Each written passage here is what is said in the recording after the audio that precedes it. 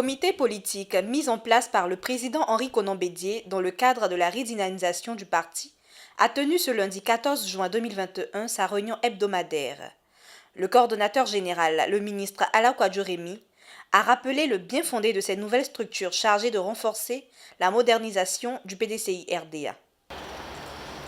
Monsieur le coordonnateur du collège des vice-présidents, Monsieur le coordonnateur du comité des sages, Mesdames et Messieurs les ministres, Mesdames et Messieurs les membres du comité politique, Mesdames et Messieurs, 10 avril 2021, Son Excellence le Président Henri Konan Bédié, président du PDCI-RDA, annonce le renforcement de la modernisation du PDCI-RDA et décline sa vision en 5 objectifs spécifiques. Remobiliser toutes les composantes du parti pour relever les grands défis qui nous attendent, impliquer et responsabiliser davantage l'important vivier de cadres compétents et de jeunes dynamiques dans toutes les instances de décision du parti, améliorer et renforcer la démocratie interne, mettre en place des dispositifs stratégiques et novateurs en vue d'anticiper sur les événements et les enjeux du futur, capitaliser et valoriser les nombreuses ressources et moyens dont dispose le parti.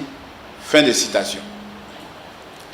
Le président du parti annonce ainsi un processus de redynamisation du parti qu'il exprime par la création de 3 comités le 23 avril 2021 dans le comité politique.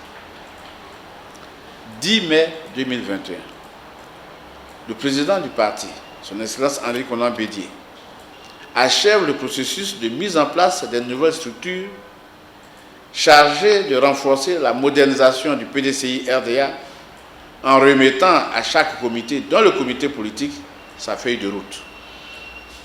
La feuille de route du comité politique se décline en 15 points, dont l'échéance la plus proche se situe au 15 juin 2021. 10 juin 2021.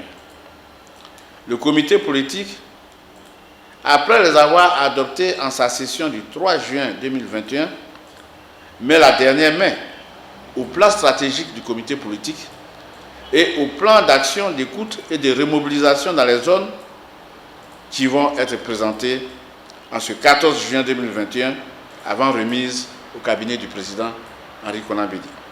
Ce premier pas a pu être fait, chers collègues, grâce à l'implication de chacune et de chacun de vous lors de nos précédentes réunions du comité politique, lors des séances du groupe de travail du comité politique ou lors d'entretiens avec le coordinateur général afin de lui faire des suggestions à même d'améliorer le travail confié au comité politique par le président du parti. C'est donc avec beaucoup d'enthousiasme que le modeste coordonnateur général que je suis se tient devant vous pour vous faire l'économie des documents qui vont être remis au cabinet du président du parti à l'attention de son Excellence le président Henri Konan Bédié. Le premier document est le plan stratégique du comité politique pour la mise en œuvre de la feuille de route. C'est le plan qui prend en compte tous les points de la feuille de route. C'est à partir du plan stratégique que nous allons élaborer des plans d'action pour chaque point de la feuille de route ou chaque groupe de points. Ce plan stratégique décrit de manière précise une phase préparatoire et une phase d'exécution qui identifie les actions à mener pour atteindre les objectifs assignés dans la feuille de route. Le deuxième document est le plan d'action des missions d'écoute et de remobilisation des zones. Ce plan est tiré, comme indiqué précédemment, du plan stratégique et constitue l'exécution du point 1 de la feuille de route. Son objectif est d'évaluer la présence effective du personnel politique, d'évaluer le fonctionnement des délégations départementales et communales, d'écouter les militants pour répertorier leurs griefs, leurs doléances et leurs suggestions. Enfin, de remobiliser les militants. Ce plan est assorti d'un chronogramme et d'une estimation du coût. En conclusion, le président du parti a exprimé sa ferme volonté de modernisation, de redynamisation et sa ferme volonté d'un nouvel élan pour le PDCI-RDA à travers cette réforme qu'il a traduite par la création des 3 comités. En ce qui concerne le comité politique, une décision et une feuille de route ont décliné ces missions et certains résultats attendus. La première réponse est l'élaboration de ce plan d'action des missions d'écoute et de remobilisation dans les zones. Ces missions permettront aux militants et à la direction du parti d'être en phase quant au diagnostic des difficultés qui minent le parti et aux solutions idoines à y apporter.